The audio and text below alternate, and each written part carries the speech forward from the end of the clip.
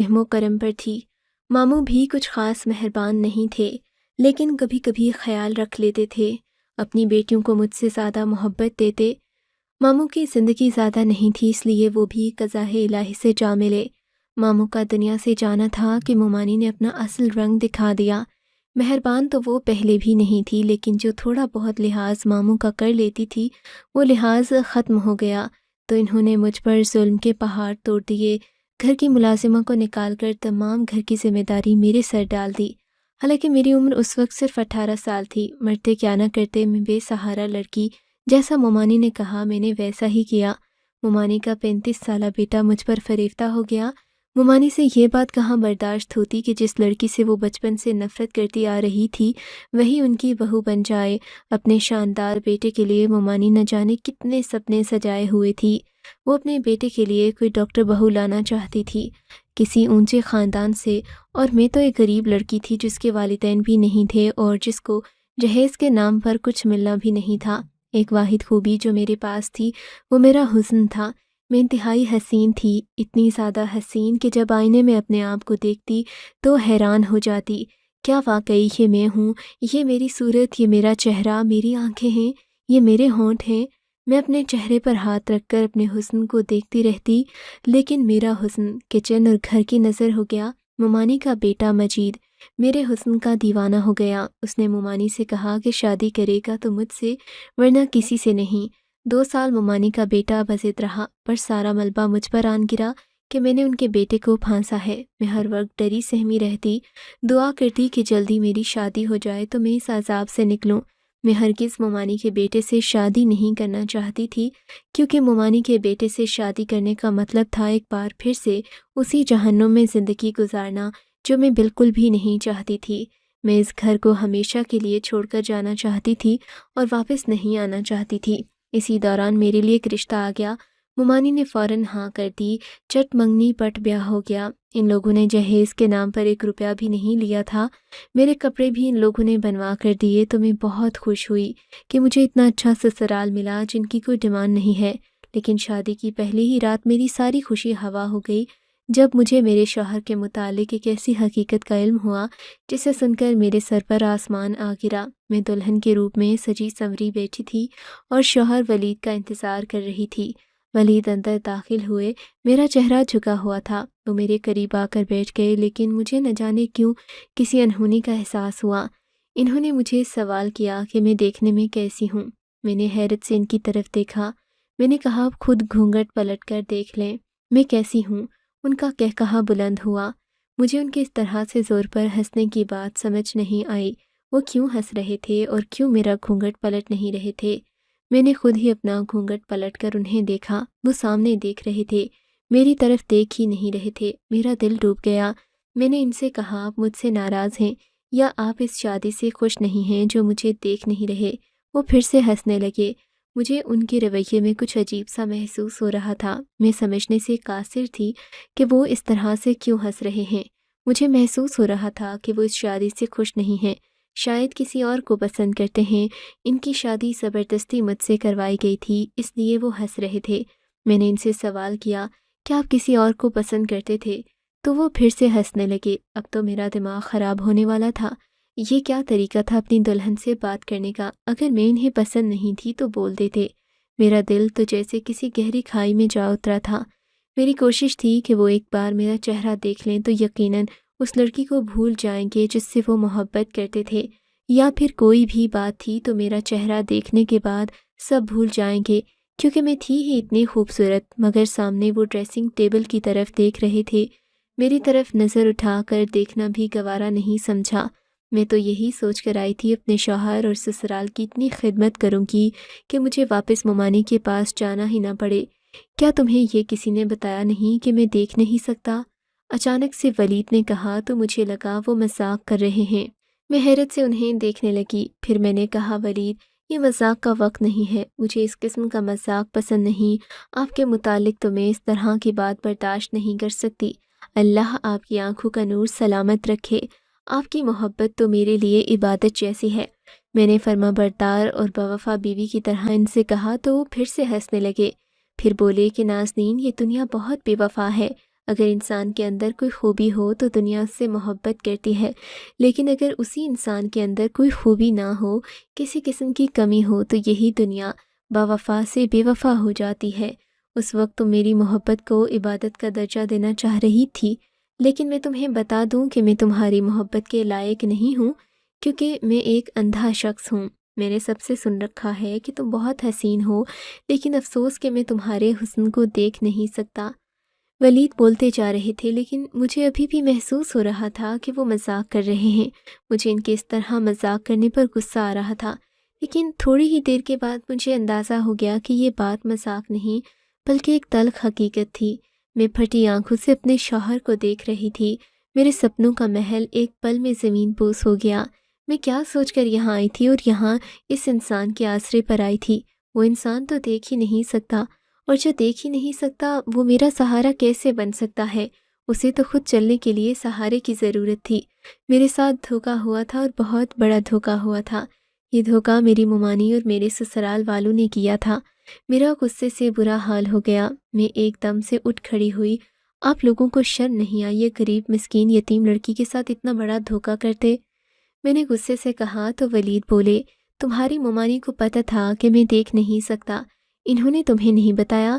اس میں ہمارا قصور نہیں ہے، تمہارے ساتھ دھوکا میں نے نہیں، تمہاری ممانی نے کیا ہے۔ انہوں نے مجھ سے کہا تھا کہ انہوں نے تمہیں بتایا ہے کہ میں دیکھ نہیں سکتا اور تم راضی ہو۔ ولید نے کہا تو مجھے غصہ آ گیا۔ میں نے کہا میں راضی ہوں؟ کیا میں راضی ہو سکتی ہوں ایک ایسے انسان سے شادی کرنے پر جو دیکھ ہی نہیں سکتا؟ یا خدایا، میں کہاں جاؤں؟ میں تو اپنی تمام کشتیاں جلا کر یہاں آئی تھی۔ اب میرے پاس واپس جانے کا کوئی راستہ نہیں۔ میں نے یہی سوچا تھا کہ اس جہنم میں دوبارہ نہیں جاؤں گی۔ اب میں کہاں جاؤں؟ میں زور زور سے کہتے ہوئے رونے لگی۔ ولید چپ چاپ اپنے بستر پر سو گئے۔ انہوں نے مزید مجھ سے کوئی بات نہیں کی۔ وہ جلد ہی نیند کی آغوش میں چلے گئے۔ میں حیران پریشان جاگتی رہی۔ رات کے نہ جانے کون سے پہر میری آنکھ لگ گئی، مجھے معلوم نہیں ہوا۔ میری آنکھ کھلی تو ولید سو رہے تھے۔ میرے جاگنے کی آواز پر وہ بھی جاگ گئے تھے۔ انہوں نے سہارا تلاش کیا، لیکن میں اتنے غصے میں تھی کہ میں نے انہیں سہارا دینا بھی ضروری نہیں سمجھا کہ مجھ سے پہلے بھی تو اپنے کام کیا کرتے تھے۔ یہ کمرہ ان کا تھا۔ اندازے کے مطابق وہ واش روم چلے گئے، پھر تھوڑی دیر بعد باہر نکلے۔ میں نے ان سے کوئی بات نہیں کی۔ انہوں نے مجھے پکارا، نازنین کیا تم یہاں ہو؟ میں کمرے میں ہی موجود تھی، مگر میں نے ان کی بات کا کوئی جواب نہیں دیا۔ میرا دل اتنا خراب ہو چکا تھا جس کی کوئی حد نہیں تھی۔ میں 20 سال کی ایک خوبصورت لڑکی تھی اور اس پر یہ ظلم ہوا تھا۔ میری حالت کا اندازہ لگانا دوسروں کے لیے مشکل تھا۔ جوتا پاؤں میں کہاں تکلیف دیتا ہے، یہ جوتا پہننے والا ہی جانتا ہے اور کوئی نہیں۔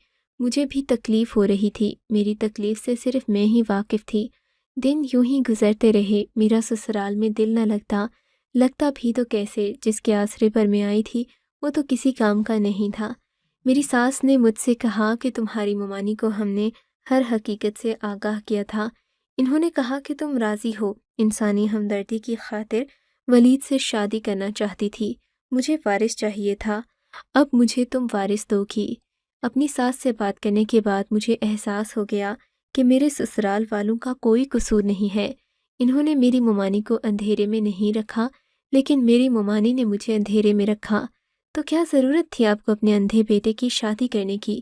میں نے غصے سے اپنی ساس کو کہا۔ انہوں نے کہا تو مجھے بھی غصہ آ گیا۔ میں نے کہا اندھے کو اندھا نہ کہوں تو اور کیا کہوں؟ میں ایسی پتھر دل اور بے حس لڑکی ہرگز نہیں تھی، لیکن حالات اور واقعات نے مجھے پتھر دل اور بے حس بنا دیا۔ پہلے تو ممانی کے رویے نے مجھے پتھر بنا دیا، اب شادی کے بعد ملنے والے اس دھوکے نے مجھے بے حس بنا دیا تھا۔ دوسروں کے جذبات اور احساسات کی مجھے کوئی فکر نہیں تھی۔ میرے جذبات چکنا چور ہو گئے تھے، میں برے طریقے سے ٹوٹ گئی تھی اور میری سمجھ میں نہیں آ رہا تھا کہ میں کیا کروں۔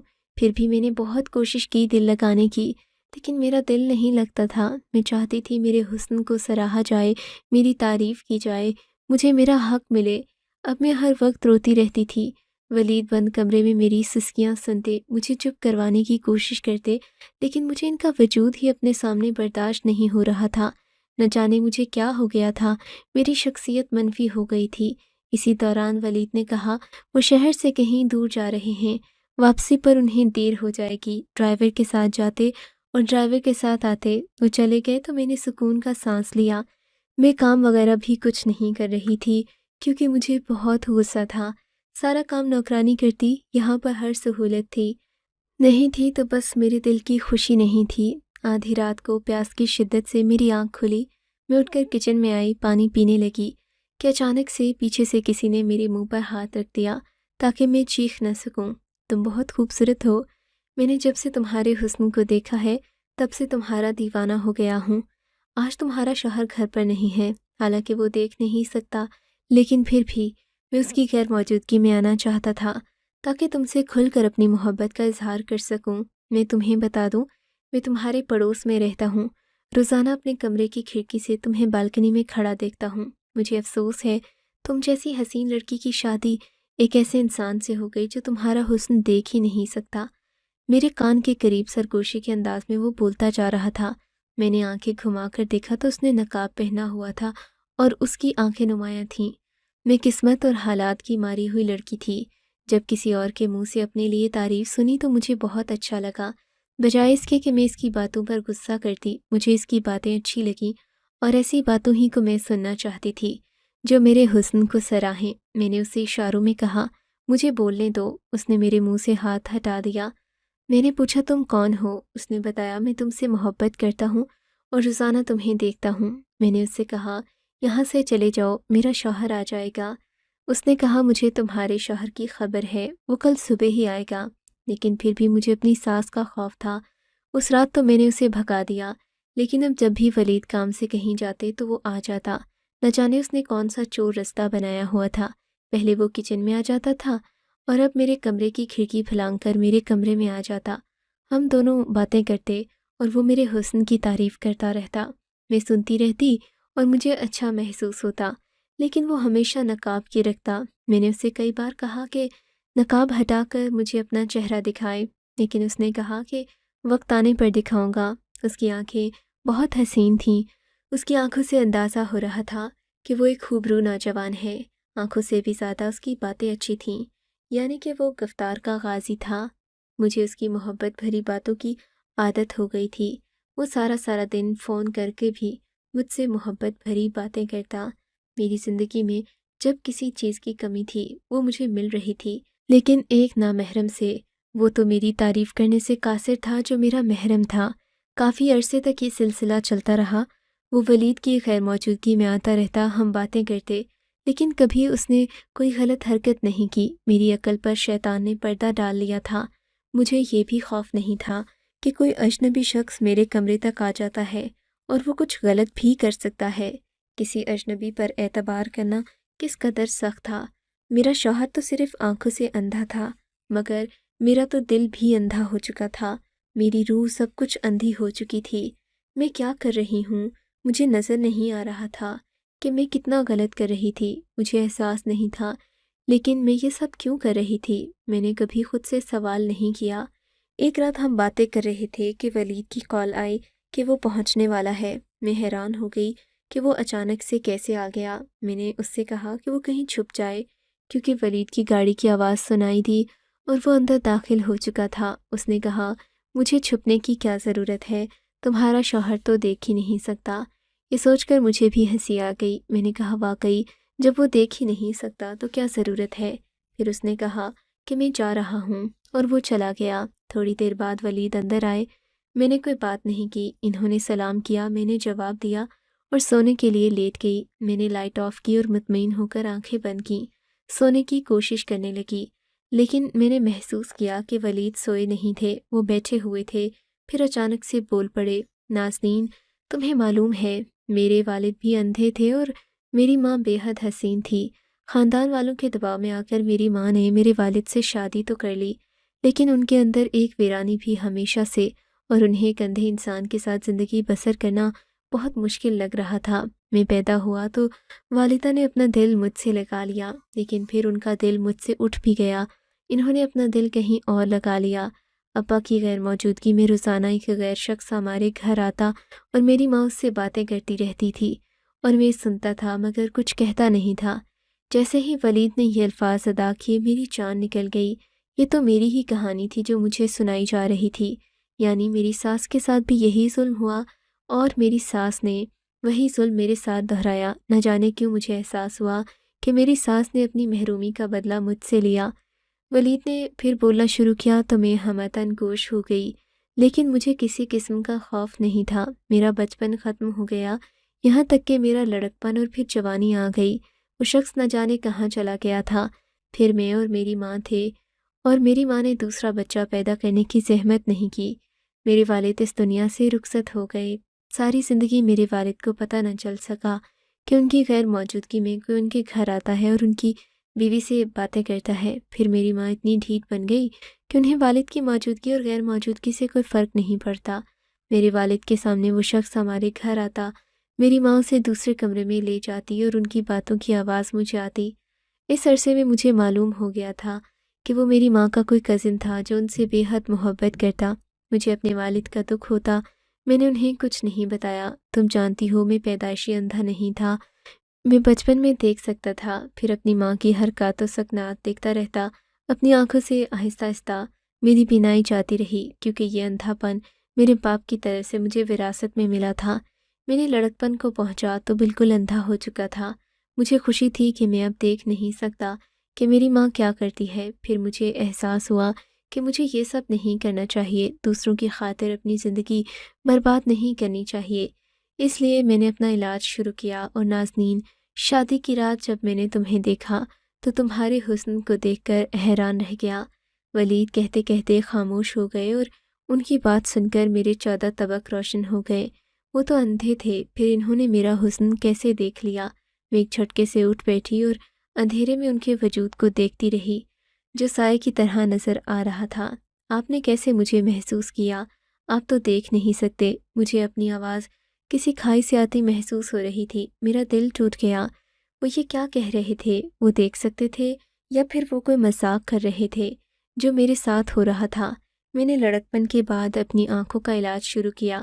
میرے ساتھ زیادہ مسئلہ نہیں تھا، تھوڑے سے علاج میں ہی آپریشن کے ذریعے میری بینائی واپس آ گئی اور وہ سب کچھ میں دیکھ سکتا تھا۔ اس وقت میری ماں نے میری شادی کا فیصلہ کیا۔ میں نے خاموشی سے ان کا فیصلہ قبول کر لیا۔ تمہاری تصویر مجھے میری ماں نے دکھائی، کیونکہ وہ مجھے اب تک اندھا سمجھتی تھی۔ میں نے ان سے کچھ کہا بھی نہیں، میرا دل تو ان سے اٹھ چکا تھا۔ جب ہماری شادی ہوئی تو میں دیکھ سکتا تھا، میں نے تمہیں دیکھا تھا، لیکن میں یہ دیکھنا چاہتا تھا کہ تم کس طرح کی بیوی ثابت ہوتی ہو، بے وفا ہو کر میرے اندھے پن کا یا پھر میرا سہارا بنتی ہو۔ لیکن مجھے تمہارا رویہ دیکھ کر بہت افسوس ہوا۔ میں نے تمہیں چھوڑنے کا فیصلہ کر لیا تھا۔ تمہارے سامنے اندھے پن کا ناٹک میں نے صرف 1 ہی مہینہ کیا اور 1 مہینے میں تم نے مجھے چھوڑ کر اپنا ایک عاشق بھی بنا لیا۔ ولید کی بات سن کر میرے تو سر پر آسمان آ گرا، میرے پاؤں تلے سے زمین سرک گئی۔ نازنین، وہ نقاب پوش کوئی اور نہیں، میں ہی تھا۔ ان کی بات سن کر مجھ پر غشی طاری ہونے لگی۔ میرے ساتھ کیا ہو رہا تھا مجھے سمجھ نہیں آ رہا تھا۔ میں اپنی قسمت پر کیسے ماتم کروں؟ آپ نے یہ سب میرے ساتھ کیوں کیا؟ میں نے ہمت کر کے ولید سے سوال کیا۔ ولید نے اٹھ کر کمرے کی لائٹ آن کر دی، وہی نقاب دراز سے نکالا، اپنے چہرے پر پہن لیا۔ میں نے دیکھا یہ وہی شخص ہے جو مجھ سے ملنے آتا تھا۔ میں نے اپنے شوہر سے اس قدر نفرت میں مبتلا ہو گئی تھی کہ کبھی غور نہیں کیا کہ آنکھیں میرے شوہر کی آنکھیں جنہیں میں دیکھتی ہوں نقاب کے پیچھے۔ نازنین، اگر میں شادی کے بعد اندھا ہو جاتا کسی حادثے میں تو کیا تم کسی اور سے روابط استوار کر لیتی؟ ولید کے سوال نے مجھے شرمندہ کر دیا۔ میرے پاس بولنے کی ہمت نہیں تھی۔ میرا دل کر رہا تھا زمین پھٹ جائے اور میں اس میں سما جاؤں۔ مجھے اس نقاب پوش سے محبت ہو گئی تھی اور پھر وہ میرا شوہر ہی تھا۔ اب میں کہاں جاؤں؟ میں تم سے ناراض نہیں ہوں، میں حالات کا مارا ہوا انسان تھا جس نے اپنی ماں کی بے وفائی دیکھی تھی اور میں اس کی سزا ایک معصوم لڑکی کو دینا چاہ رہا تھا، اسے آزما کر۔ لیکن آج مجھے احساس ہو رہا ہے کہ میں نے غلط کیا۔ میں تمہیں معاف کرتا ہوں کیونکہ میں تمہارے کردار کو جان گیا ہوں۔ تم نے ایک اجنبی سے صرف باتیں کیں، اپنی حدود کا خیال رکھا، تمہارے احساسات و جذبات میں پاکیزگی میں نے تنہائی میں دیکھ لی تھی۔ مجھے احساس ہو گیا کہ تمہیں صرف محبت بھری باتوں کی ضرورت تھی، تمہارے اندر کوئی برائی نہیں تھی، ایک احساس سے کمتری تھا اور بس۔ نازنین، میں تمہیں کیا خاک معاف کروں گا، بلکہ میں تو اس قابل نہیں کہ تمہیں معاف کر سکوں۔ مجھ میں ہمت نہیں کہ میں تم سے معافی مانگوں۔ ہو سکے تو مجھے معاف کر دو۔ غلط تم نے نہیں بلکہ میں غلط ہوں، میں نے تمہارے ساتھ غلط کیا، تمہیں آزمائش میں ڈال کر، کسی اور کی سزا تمہیں دے کر۔ ولید نے کہا تو میں نے روتے ہوئے ان سے معافی مانگی۔ میں نے انہیں معاف کر دیا، وہ بھی مجھے معاف کر دیں۔ ہم انسان خطا کے پتلے ہیں، غلطی سے پاک صرف خدا کی ذات ہے۔ مجھے احساس ہو رہا تھا کہ ولید اندھے نہیں تھے، اندھی میں تھی۔ آج خدا نے ولید کے ساتھ مجھے بھی بینائی عطا کر دی تھی، میں اس کی شکر گزار تھی۔ اس رات ہم دونوں نے مل کر خوشگوار ازدواجی زندگی کی بنیاد رکھی اور ہم بہت خوش تھے۔ سچ کہتے ہیں خدا کے گھر دیر ہے اندھیر نہیں۔